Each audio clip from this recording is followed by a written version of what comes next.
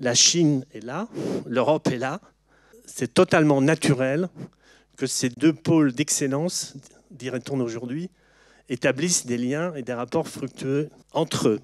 C'est un très grand plaisir pour moi d'être là pour ouvrir ces débats parce qu'à Nantes Métropole, on est très engagé dans la création de liens avec d'autres cultures, d'autres économies. On a entendu parler de la route de la soie. Et la question qui se pose, c'est quels sont les enjeux, les retours pour notre pays, pour notre jeunesse dans les années à venir. On est ici à la mer XXL.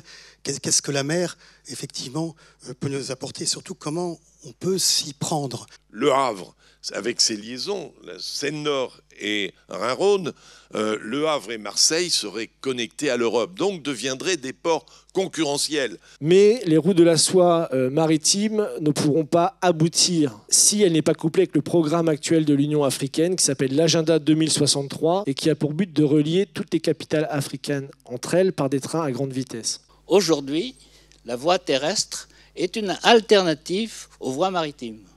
L'évolution de Zhang He, ministre de la navigation maritime, élevé au rang d'amiral pour prendre la tête d'une armada plus importante que l'ensemble des bâtiments alors en circulation sur les mers du reste du globe. Beaucoup de think tanks, de centres de recherche ont affirmé que des États qui contractaient des prêts auprès des banques chinoises ne pouvaient pas les rembourser. Mais c'est un peu plus compliqué. On a mis en place en fait des projets collaboratifs franco-chinois pour pouvoir développer des recherches dans les zones obscures en fait de notre planète, c'est-à-dire c'est l'océan profond, là où il n'y a pas de lumière.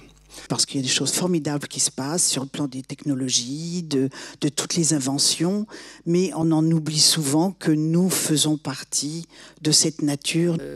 Les nouvelles routes de la soie, pont terrestre mondial, pour en finir avec la géopolitique. Merci.